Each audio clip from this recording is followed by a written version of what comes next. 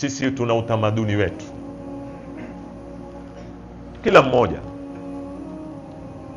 miongoni mwa utamaduni wako ni lugha yako. Mtu anayekupokonya lugha yako amekupokonya utu wako.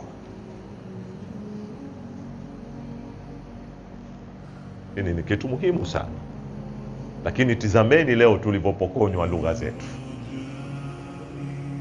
Tizameni leo tulivotengenezwa kujidharau wenyewe lugha zetu.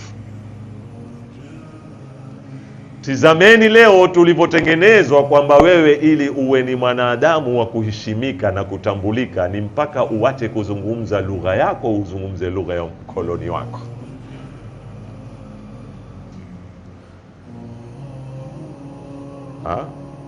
Hii ni kazi ilifanywa kwa siku moja? Haikufanywa kwa siku moja, ilifanywa kwa miaka, na kuna tools zilizitumika ndani kugonga utamaduni wako. Hiyo ni nguzo moja ya utamaduni. Identity yako ya kwanza, utambulisho wako ni lugha yako. Pili ni historia yako. Wewe una historia. Ukiwa Mwafrika una historia. Ukiwa Mtanzania una historia yako.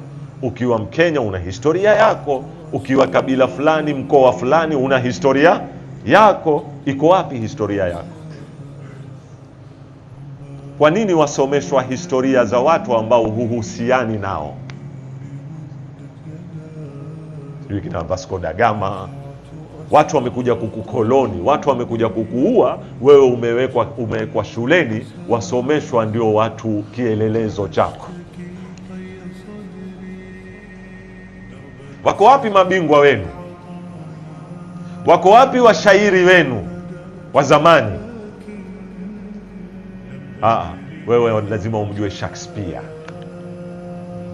ndio utajulikana ni msomi. Lakini kuna mzee pale mtaani anajulikana alikuwa akitunga mashairi bila ya kalamu na karatasi, na yataka mtu, timu ya wanafunzi wakusanywe waandike mashairi kama yale. Lakini alikuwa amekaa kwenye kijumba cha udongo, amevaa malapa yake na kikoi, hawezi kutambulika. Hawezi kutambulika.